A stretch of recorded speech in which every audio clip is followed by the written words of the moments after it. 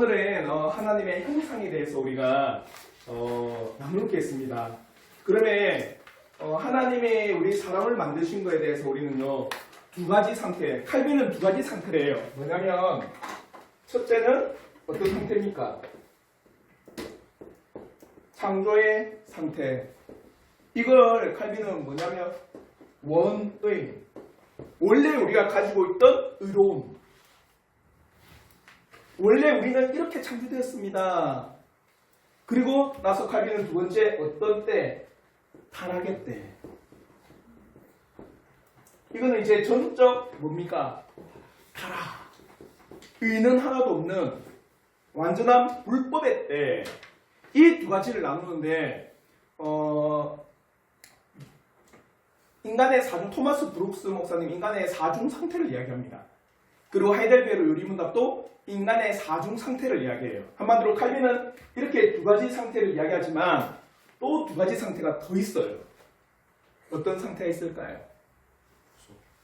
세 번째는 그죠. 예수 그리스도로 말미암아 구원의 상태.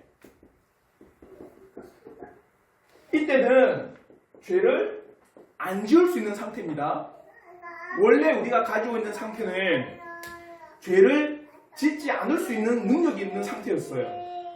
다른 말로 하면 원래 하나님께서 우리를 만드셨을 때 죄를 안 지을 수 있는 능력이 있었는데 불구하고 우리가 죄를 지었다. 누구에게 잘못이 있어요? 우리에게 잘못이 있는 거예요. 한마디로 이때 창조함을 받았을 때는 죄를 짓지 않을 수 있는 능력이 있었다. 우리에게. 원래 우리는 그래 지었어요. 근데 타락의 때는 죄를 짓는 상태, 한번 의를 행할 수 없는 상태, 완전히 죄만 저지르는 상태. 그러면 예수 그리스도로 말미암아 구원받은 상태는 어떤 상태일까요? 공존한 상태. 한마디로 죄를 안 지을 수도 있고 죄를 지을 수도 있는 그런 상태. 그리고 네 번째 마지막 상태는 언제일까요? 사람의 마지막 상태. 영화로운 상태. 영화로운 상태는 어떤 상태일까요? 죄를 안 짓는 상태. 영화롭게. 이때는 죄를 지을 수도 없는 상태. 이 상태입니다. 이게 인간의 사중 상태예요.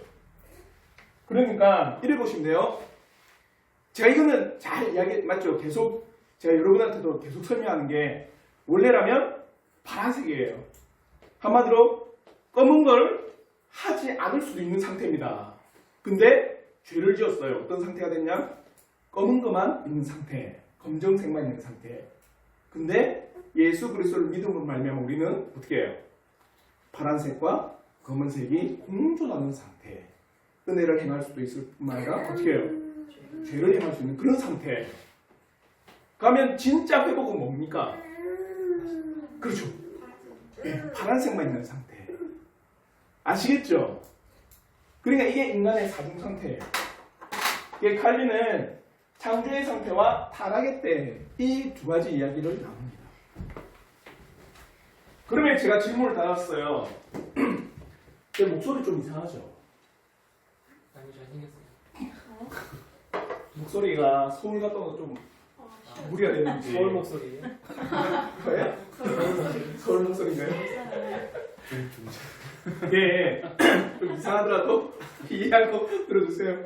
그 질문에 사람의 창조의 본연의 때를 배우는 이유는 뭐냐? 왜 이걸 배우느냐? 왜 배울까요?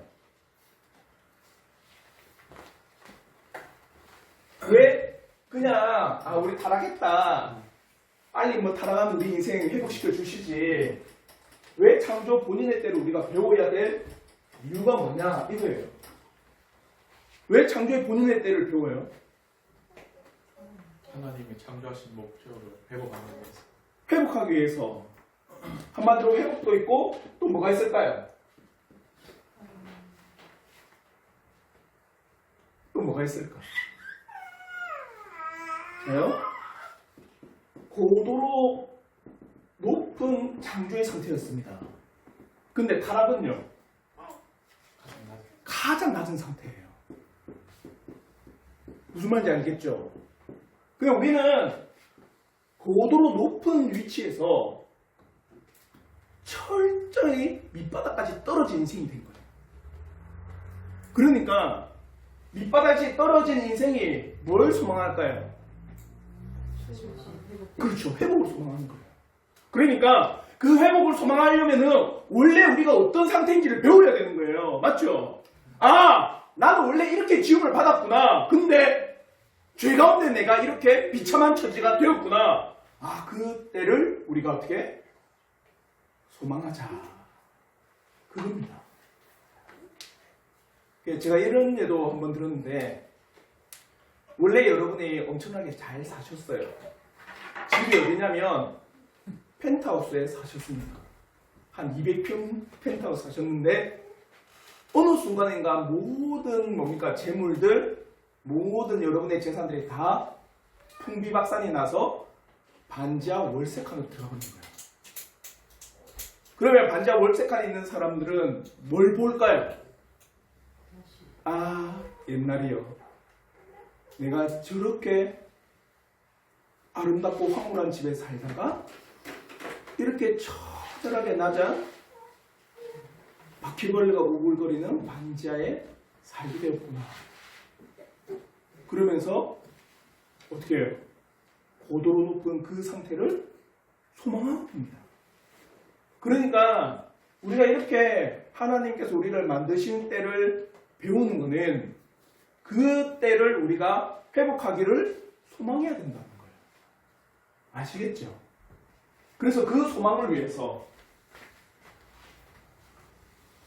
그래서 그 창조의 때를 갈망하기 위해서 우리가 이 나눔을 한다라는 거예요.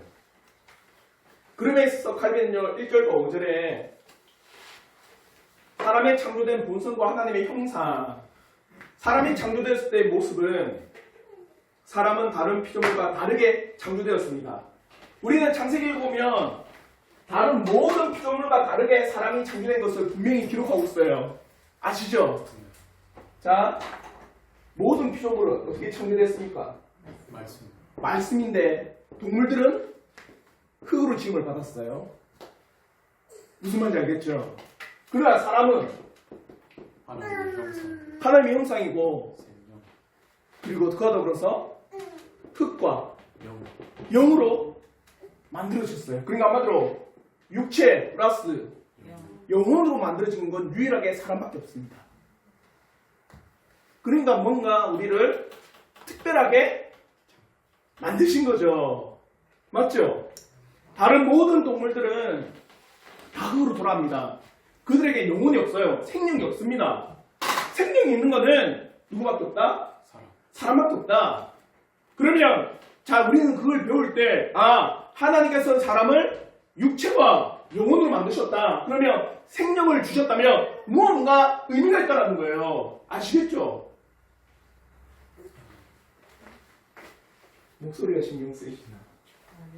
그래서 창세기 2장 7절 우리 한번 중간인데 창세기 2장 7절 말씀 우리 한번 함께 다시 한번 읽겠습니다. 시작. 여호와 하나님이 땅의 흙으로 사람을 지으시고 생기를 코에 불어넣으시니 사람이 생명이 되니라. 흙으로 사람을 지으시고 생기를 코에 불어넣었습니다. 그래서 사람이 된 거예요.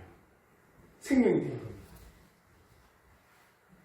그래야 사람은 인간 본성에 고유하며 의롭고 거룩하며 하나님이 기뻐하시는 내적, 외적 기능과 행위들을 수행하도록 하신 거예요. 한마디로 왜 우리에게 영혼을 주셨느냐? 동물들과 같이 단순히 육체적 기능만 주시지. 그걸 뭐라냐면 육체적 기능만 있는 걸 뭐랍니까? 여러분 많이 쓰는 단어예요. 어? 육체적 기능, 동물적 본능. 모든 동물은 본능이 있습니다. 먹고 번식하고. 한마디로 육체적인 기능만 있으면 이거는 동물과 같아요. 무슨 말인지 알겠죠? 그래서 우리가 짐승 같은 사람들을 뭐라고 봅니까? 금수라고 하잖아요. 맞죠? 금수 같은 사람은 어떤 사람이에요? 금수 같은 사람. 그 본능에 충실한 사람이에요. 생각 없이. 금수, 짐승 같은 사람. 생각 없이, 아무런 사고 없이 본능에만 충실한 사람. 그래서 양육강식에 따라서 해야 하는 사람. 예? 뭐요? 도울? 아, 목소리가 도울 같다고. 아, 정말 진짜. 알겠죠? 여기서 잘 봐요. 사람은 육체와 영혼이 결합되어 있다. 그러면 뭔가 특별하다. 단지 육체적 기능만 있으면 특별한 게 아니겠죠. 모든 동물이 다 아니까. 맞죠? 네. 그러면 우리의 기능은 어디 있을까요? 영혼에 있는 거예요. 이게 동물과 차이인 겁니다. 그 영혼의 기능이 사람과 동물을 나누는 거예요. 무슨 말인지 알겠죠? 그러면 뭔가 하나님께서 우리 사람들에게 이 동물보다 다른 영혼의 기능을 주신 거예요. 그래서 칼빈은 사람의 창조의 본연의 그 영혼의 기능을 끊임없이 이야기합니다. 그 영혼은 과연 어떠한 기능을 가지고 있느냐? 단순하게 먹고 번식하는 것은 동물적 기능인 거예요. 맞잖아요. 그걸 떠나서 우리에게 주어진 그 영혼의 기능을 가지고 그 영혼의 기능을 가지고 무엇을 하는지 그게 사람이라는 겁니다. 이해가 되시죠? 그래서 창세기에 보면 이렇게 사람이 특별하게 만든 걸 에덴 동산에 두시고 그것을 어떻게 한 겁니까? 다스리고 지키고 경작하게 하신 거예요. 아시겠죠? 그래서 하나님의 뜻을 알고 하나님의 뜻을 깨닫고 하나님의 뜻을 뭡니까? 펼쳐나갈 수 있는 그 모든 기능을 주신 거예요.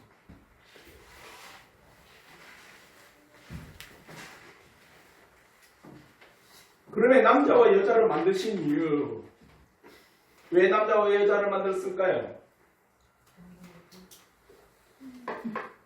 예?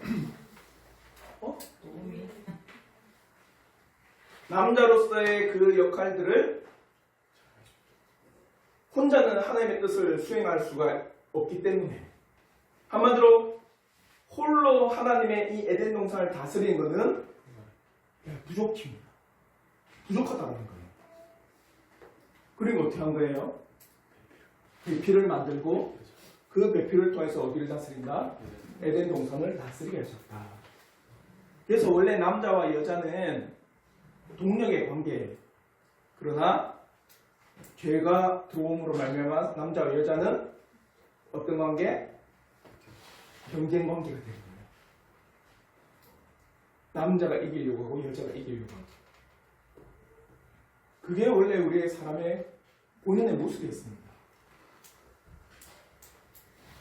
그와 더불어 사람을 또 어떤 존재로? 영생의 존재로 만드셨습니다. 자요, 끊임없이 하나님께서는요, 우리의 사람을 특별하게 만드신 그 목적들을, 그 사실들을 우리에게 가르쳐주고 있습니다.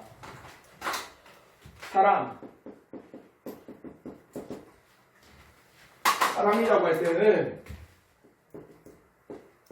육체 플러스 영혼, 그와 더불어서 사람은 남자와 여자로 만드셨다. 이건 뭐냐?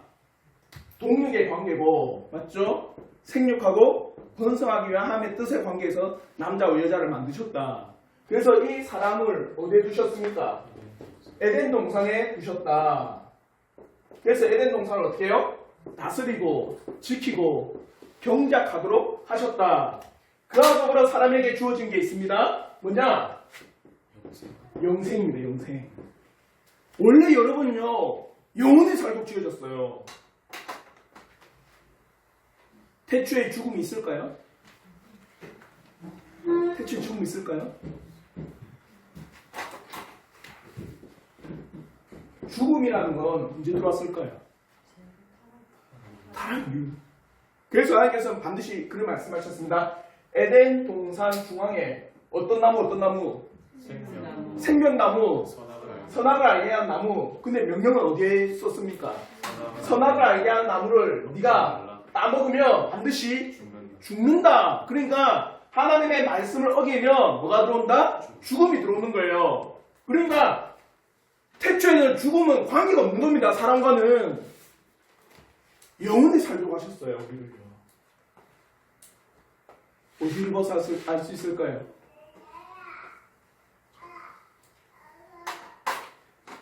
자요. 에덴 동산에 동산 중앙에 어떤 나무가 있었다? 생명나무와 선악을 알게 한 나무. 선악을 알게 한 나무는 따먹지 말라 했습니다. 그러면 생명나무는 먹으면 되는 거예요. 그럼 생명나무는 우리가 먹고 어떻게 하는 겁니까? 영생하는 겁니다. 그래서 타락하고 나서 하나님께서는 제일 먼저 생명나무의 길을 지켜요. 그러면서 고백한 게 있습니다. 오늘 집안에서 창세기 3장 꼭 보세요. 사람들이 이것을 따먹고 영생할까 하노라. 그래서 그 생명나무의 길을 지켜버리는 거예요. 왜? 죄를 범한 상태로 영생하게 되면 그만한 끔찍한 게 있어요. 희성이랑 송이가 결혼했는데 완전한 의로운 상태가 지금과 같이 때로는 싸우기도 하고 맞죠? 아니요. 감사한데 때로는 의견 다툼하긴 한데 근데 그게 기한이 있는데 지금은 80년 90년 살면은 다 묻어가는데 영생으로 가는 거야. 영원토록 고통이야. 영원토록 즐거워? 싫어? 안 돼? 영원히 이 상태로 살아간다 생각해보세요. 마치 다하나 저희는 좋은데요. 뭘 좋아. 그러니까 하나님께서는 제일 먼저 어느 게 생명나무의 길을 막아버린 거예요. 원래 사람은 영생하면서 지어졌어요.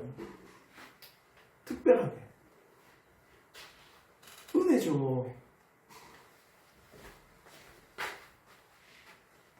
그래서 창세기 2장 9절 영생의 존재로 사람을 만드신 부분의 창세기 2장 9절과 우리 창세기 2장 9절 한번 같이 한번 읽어보도록 할게요. 시작. 여호와 하나님이 그 땅에서 보기에 아름답고 먹기에 좋은 나무가 나게 하시니 동산 가운데에는 생명나무와 선악을 알게 하는 나무도 있더라. 그러니까 원래 우리의 존재입니다. 육체와 영혼이 결합되어 있는 존재.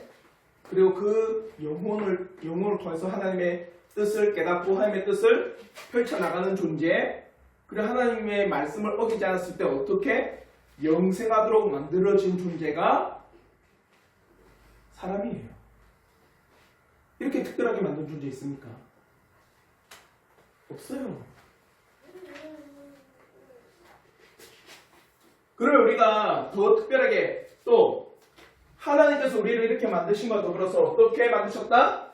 영생뿐만 아니라 어떻게 하나님의 형상대로 만드셨다. 이거예요. 그러니까 영혼을 우리에게 주시고 그와 더불어서 영생도 허락하시고 그와 더불어 하나님의 형상대로 만든 것은 사람밖에 없습니다.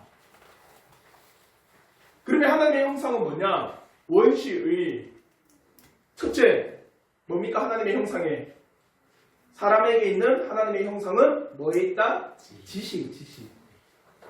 그러니까 형태를 말하는 게 아니라 지식입니다.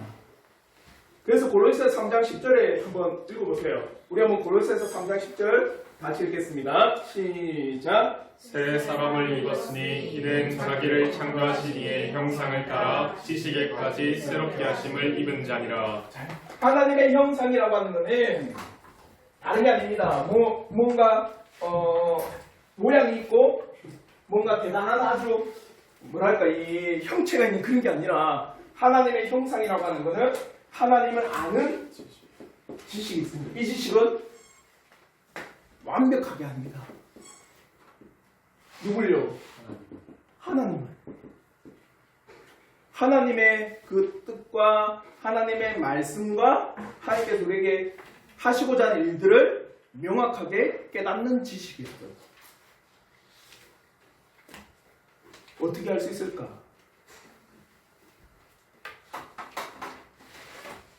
목사님 진짜입니까? 진짜예요. 어떻게 할 수 있을까요? 성경에 오늘 제가 집에 가서 창세기 1장부터 3장은 꼭 보세요. 하나님을 그 선하신 뜻을 깨닫는 이 지식이 어떻게 발현되느냐. 창세기에 남자를 만드신 후에 하나님께서 에덴 동산을 주십니다. 그리고 그 남자에게 뭘 보낸 줄 아세요? 동물들을 다 보냅니다. 근데 그 동물들을 보낸 뜻을 아담이 알았을까요? 몰랐을까요? 알았어요. 그러니까 뭐 했습니까? 동물들에게 이름을 지어준 거예요. 그냥 하나님의 뜻을 아는 지식이 완벽했습니다. 하나님께서 왜 이걸 나에게 허락하시는지, 하나님께서 이걸 왜 나에게 보내시는지, 하나님께서 그 말씀을 하신 그 본인의 뜻을 태초의 사람들은 잘 깨달았어요. 이게 하나님의 형상입니다. 오늘날 여러분 어떻든가요? 우리는 깜깜해졌어요. 특히 아마 우리가 살아가면서 왜 나에게 이런 걸 주시지? 왜 나에게 이런 일들이 발생하지? 모릅니다. 그러니까 제가 말했잖아요. 고도로 높은 위치에서 지금 어떻게 된 거예요? 완전 밑바닥이에요.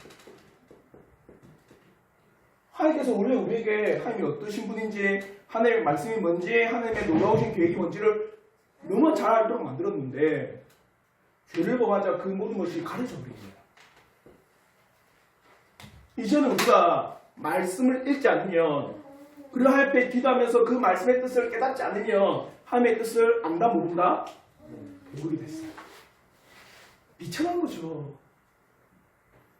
그전에는 그렇지 않고 어떻게 해요? 하나님께서 나에게 보내시면 이게 무슨 뜻이지? 아, 이런 거구나. 그래서 그의 뜻을 다 펼쳐나갔던 사람인데 이제는 그 뜻을 하나도 펼칠 수가 없는 어리숙한 사람이 되어버린 거예요. 이게 하나님의 형상입니다.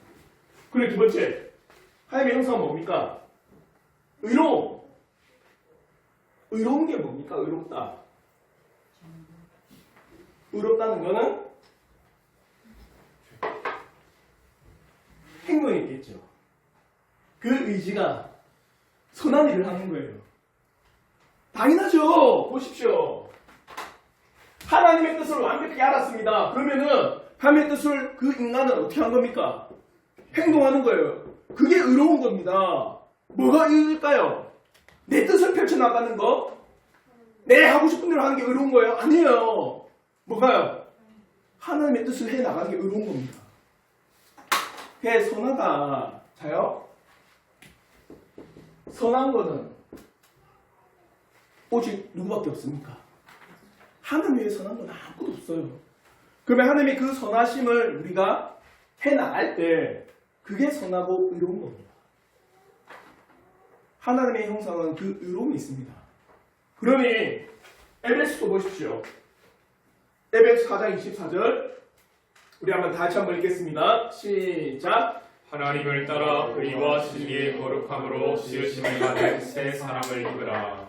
하나님에 따라 어떻게 지음을 받았다? 의와 진리의 거룩함으로.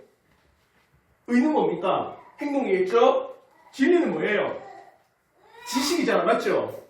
거룩함은 뭡니까? 우리의 마음에 있는 상태. 그 거룩함으로 지음을 받은 거예요, 우리가. 이게 하나님의 형상입니다. 그래서 세 번째 뭡니까? 하나님의 형상은 어디에 있다? 거룩함. 그 거룩함이 하나님의 형상에 있는 거예요. 뒤틀린 욕구가 없습니다. 자요? 욕구라고 하는 건 어디에 있습니까? 우리의 마음에 있죠. 마음의 욕구지. 그러니까 우리가 거룩한 뭡니까? 열망, 거룩한 마음을 가진다는 것은 하나님의 형상의 모습이에요. 그러니까 다른 말로 해서 하나님의 형상은 뭐냐? 하나님의 형상은 지식. 이거 뭡니까? 지. 그리고 거룩함.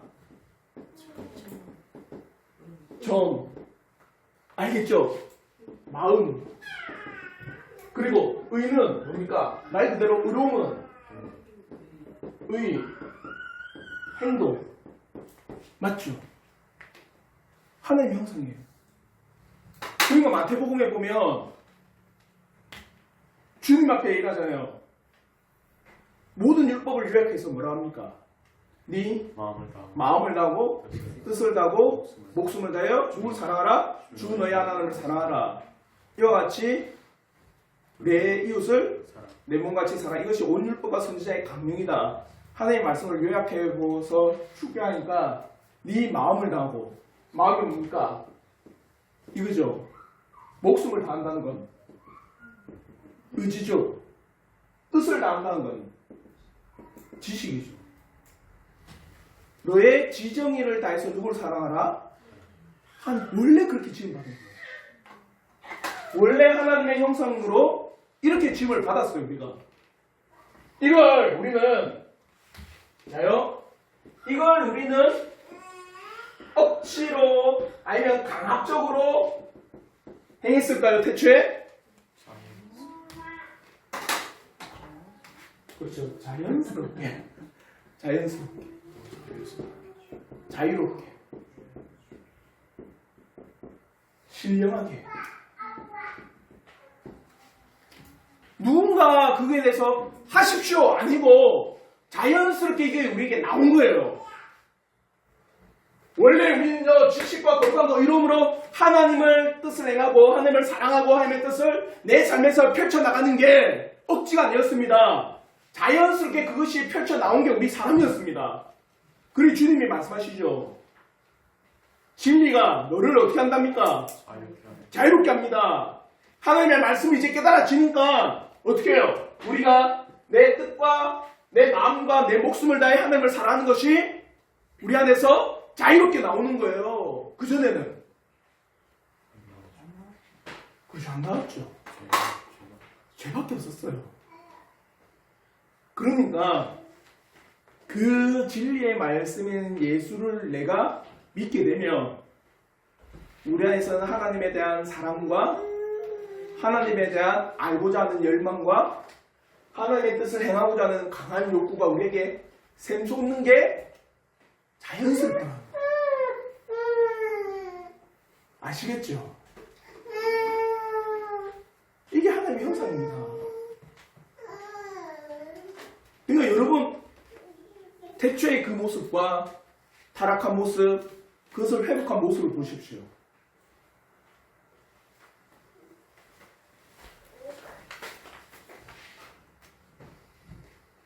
그러니까 이 모든 것을 통하여서 네 번째, 하나님의 형상은 자기에게 맡겨진 뭘 다스린다? 피조물을 다스리는 거에 하나님의 형상입니다. 놀라운 겁니다.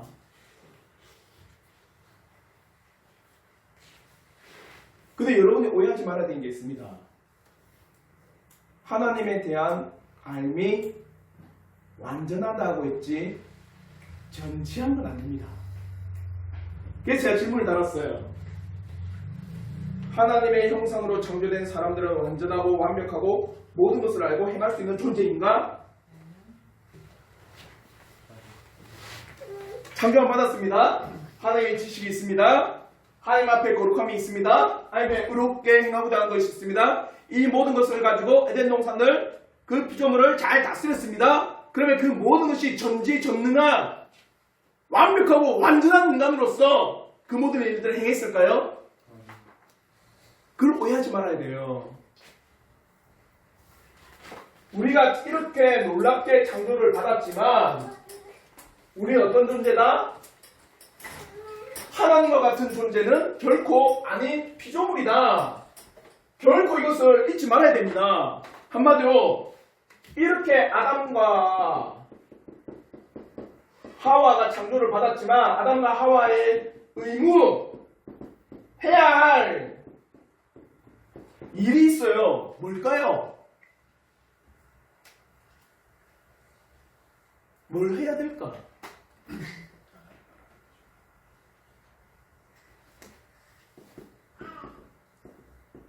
하나님을 아는 것을 해야 됩니다. 하나님을 완벽하게 알지 못해요. 무슨 말인지 알겠어요?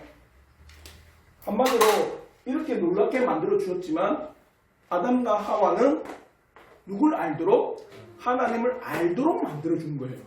하나님을 완벽하게 뭡니까? 다 아는 존재가 아니라 하나하나 알아가도록 만들어준 존재예요.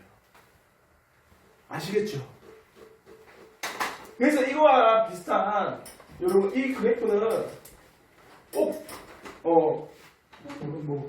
외우셔도 되고 제가 여러분에게 많이 이 그래프는 그렸어요.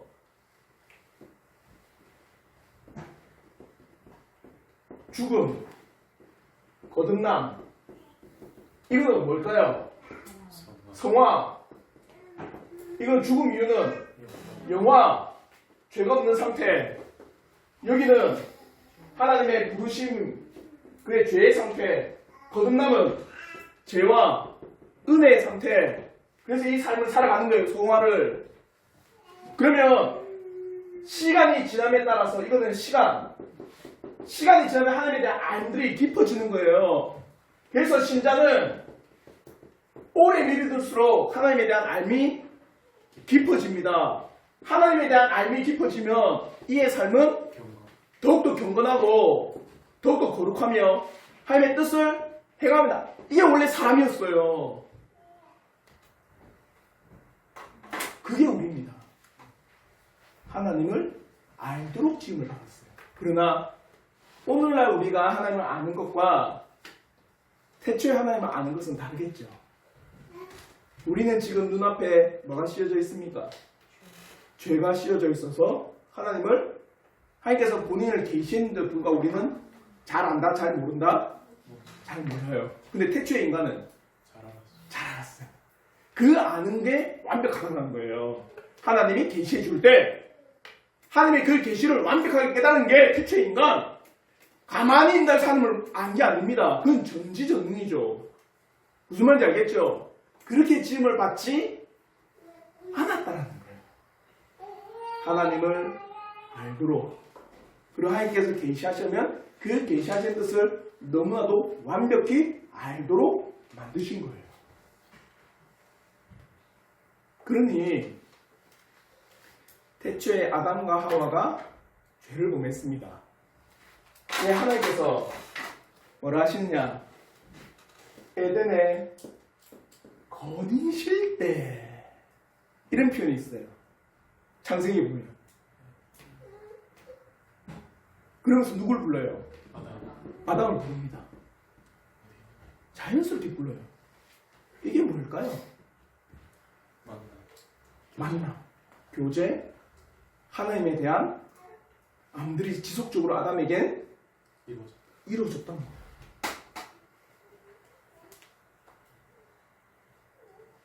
그래서 하나님의 뜻을 알고 하나님의 뜻을 깨닫고 행했는데 불구하고 죄가 오자마자 하늘부터 아담과 하와는 도망갔죠. 내가 나무 사이에 숨었나이다. 그러니까 하나님께서 뭡니까? 누가 너에게 먹지 말란 그 나무 너 먹었어? 대번 물어보잖아요. 왜요? 그 현상은 뭐 때문에 일어났다? 죄로 인해서 일어났으니까.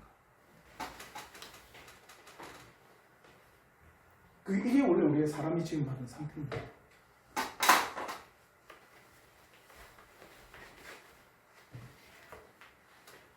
그러므로 타락한 하나님의 형상의 인간, 죄가 사람에게 가져온 변화가 있습니다. 도덕적 형상을 손상시켰고 하나님 자신의 형상을 산산이 망가뜨렸어요. 비교합시다. 이제 한번 비교 분석을 합시다. 이제 태초에 우리를 지으신 그 아름다운 모습과 이제 타락 이후에 우리의 모습.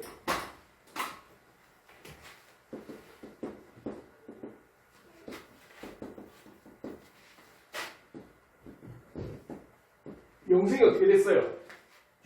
죽음이 됐습니다. 자, 하나님의 형상이 어떻게 됐습니까? 이제는 죄로 인해서 망가져 버렸어요. 그 영혼이, 그 기능들, 이 안에 있는 지, 정, 의의 놀라운 기능들이 이제는 다 죄로 인해서 타락했습니다. 다 무너졌죠. 타락함으로 말미암아 죄가 들어옴으로 말미암아 하나님의 형상은 찾아볼 수도 없고, 그와 더불어서 영생이 아닌 죽음이 우리에게 있고, 우리의 영혼의 이 놀라운 기능들이 다 망가져서 모든 영혼의 기능이 죄로 오염되어 버린 거예요. 그래서 우리에게는 전적 타락이라는 게 존재합니다. 어떠한 것도 손상되지 않은 것이 없다. 우리의 지정의 모든 것은 다 죄로 인해서 오염되었다. 얼마나 끔찍합니까? 그래서 3페이지 보면 제가 그래도 이렇게 질문 달았습니다. 죄로 인해서 사람이 잃어버린 것은 무엇인가? 하나님의 형상을 잃어버린 것. 그와 더불어서 또 하나 옆에 적어주시면, 하나님의 형상으로 그래도 하나님께서는 어느 정도 남겨두신 건 뭐냐? 뭘 남겨두셨을까? 죄로 인해서 무너진 것과 그래도 하나님의 형상에 놀라운 잔재를 남겨두신 것. 자, 죄로 인해서 사라진 건 뭡니까? 죄로 인해 사라진 것. 하나님의 형상에서 하나님을 알도록 한 모든 것이 사라져버렸어요. 자, 하나님을 모른다. 그럼 우리에게 뭐가 없을까요? 영생도 없고 구원도 없고 하나님의 놀라운 의를 행하는 거룩함도 우리에게는 없게 되어버린 거예요. 다 뺏겼습니다. 이건 하나님을 알만한 것이 다 우리에게는 상실되어져 버렸어요. 하나님과 관련된 모든 것은 다 잃어버렸습니다. 아시겠죠? 대신에 남겨두신 게 있어요. 그래도 남겨두신 것. 제가 그래서 오늘 우리가 찬양을 부를 때 지금 우리의 모습도 하나님의 사랑입니다. 생각해 보십시오. 죄를 지었으면 하나님께서 모든 것을 다 가져가셔도 마땅하지만 그래도 남겨두셔서 사람이 어떻게 해요? 살 수 있도록 하신 거예요. 뭘 남겨두셨을까?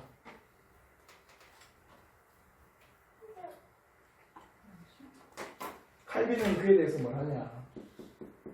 양심. 또 다른 신학자는 도덕심. 이 남겨두셨다. 또 종교의 시작도 남겨두셨다. 신을 찾는 거. 아시겠죠? 그와 더불어서 이 지식의 탐구들, 한마디로 문화, 예술, 학문을 할 수 있는 하나님의 형상의 잔재, 이거는 남겨두셨어요. 그러니까 여러분이 자동차를 타더라도 이렇게 자동차를 굴러가게 한 것도 어떤 잔재다? 하나님의 형상의 잔재인 거예요. 그것조차도 하나님께서는 다 빼앗아가도 마땅하지만 남겨두셨습니다. 왜 그랬을까? 양심과 도덕심, 종교의 씨를 다 가져가도 되는데 왜 남겨두셨을까요? 사람. 누구를 향한 사람? 사람을 향한 사람. 양심이 없는 세상을 한번 상상해 보셨습니까? 어떨 것 같아요? 지옥이죠. 생초입니다. 그게. 도덕심이 없는 곳에 우리가 산다? 그게 제가 여러분에게도 몇 번 이야기했던 책이 있습니다.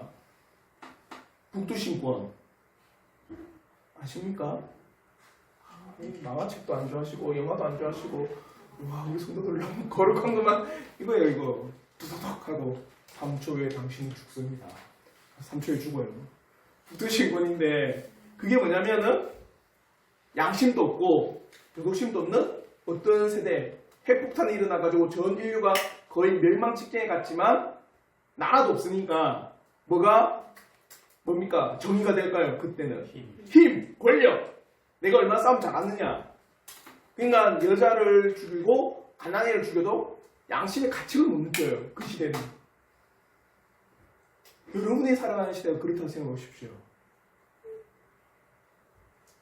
생존 아닐까요? 하나님께서 우리가 살아가는 이 사회에 모든 사람에게 양심을 거두어줬다. 저는 집 밖에 한 발짝도 안 나올 것 같습니다. 사람을 죽여도 양심이 없는데 거짓말을 해도 양심의 가치를 못 느껴요. 도덕심이 없어요. 부모를 공경한다는 말은 저 뒤에 있고 살인하지 말라? 그게 왜? 종교의식도 없습니다. 신에 대한 탐구 없어요. 저는 이 땅이 지옥이라고 봅니다. 하나님의 형상에 잔재를 남겨두셨어요. 또 있습니다. 뭘 남겨두셨냐면 그래도 피조물에 대한 다스림, 어느 정도의 다스림은 남겨두셨어요. 동물들을 사육한 거 보십시오. 그리고 참 웃긴 게 사자가 아무리 무서워도 사람은요 딱 있잖아요. 사자는 슬금슬금 피합니다. 배가 안 고픈 이상 사람이 있잖아요. 아무리 야생의 사자라 해도 사람을 보면 슬금슬금 도망가요. 그 어떤 한 번씩 뉴스에 갑자기 그 하나씩 나오는 게 약간 정신 이상한 사람들이 사자굴에 가서 보셨어요 그거? 그 사자를 전도한다고 사자굴에 가서 막 소리 치는 거예요. 사자가 그 사람 보고 슬금슬금 도망갑니다. 우리는 어느 정도의 피조물에 대한 다스림을 남겨두셨어요. 그러니까 보세요. 하나님께서 어느 정도 피조물들이 사람을 두려워하도록 만들어 주셨으니까 여러분이 이렇게 안심하고 길을 돌아다닐 수 있는 겁니다. 그거 한 번도 생각 안 해보셨어요? 모든 피조물들이 사람을 두려워하지 않는다. 사람의 다스림의 영역이 없다. 여러분 한 발짝 못 나옵니다. 모든 까치와 까마귀가 여러분을 공격할걸요? 모든 개, 고양이가 여러분에게 어떻게 할까? 어떻게 할 것 같아요? 그런 피조물에 대한 다스림을 어느 정도 남겨두신 거예요. 아시겠죠? 이게 하나님의 형상의 잔재를 남겨두신 겁니다. 그러면서 영혼의 기능은 뭐냐? 하나님 형상의 중요한 자소다. 하나님의 형상의 뭡니까? 핵심이다. 영혼의 기능. 그래서 육체 속에 거하면서 육체가 각 부분들의 활기를 불어넣고 그 기관들을 강건하게 하여 적절하게 활동하게 하는 것은 영혼이다. 한마디로 여러분의 육체를 움직이는 건 뭐라는 거예요? 여러분의 영혼이다. 그 영혼이 바라보고 있는 것, 그 영혼이 갈망하고 있는 것, 그 영혼이 소망하고 있는 것, 그걸 통해서 우리의 육체는 어떻게 하는 겁니까? 움직이고 있다는 거예요. 그러면 영혼의 두 가지 기능은 지성과 의지라고 합니다. 지성은 뭡니까? 지식, 분별하는 것. 의지는 분별한 것을 따르거나 행하지 않는 것. 이 의지가 있다는 겁니다. 여러분의 육체가 분별하지 않습니다. 뭐가 분별합니까? 우리의 영혼의 이 기능들, 지적인 기능과 의지적인 기능이 어떤 현실에 대해서 잘 분별해서 이것을 우리가 적절하게 해도 된다. 이것을 행하지 않아야 된다. 그게 분별되면 우리는 어떻게 하는 겁니까? 적절히 분별한 걸 가지고 행하든 행하지 않든 이렇게 하는 거예요. 아시겠죠? 그러므로 하나님의 사람의 영혼에 지성을 주셔서 그것으로 선과 악, 옳고 그름을 분별하게 하셨고 또한 이성의 빛을 안내자로 주셔서 우리가 피해야 할 것과 쫓아야 할 것을 구별하게 하셨다. 그리고 하나님은 여기에 의지를 결합시켜 주셔서 선택을 좌우하게 하셨다.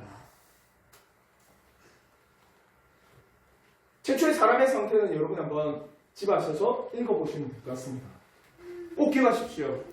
태초에 우리를 얼마나 하나님께서 완벽하게 만드셨는지, 그러나 타락한 우리가 얼마나 비참한 현실에 놓이게 되었는지.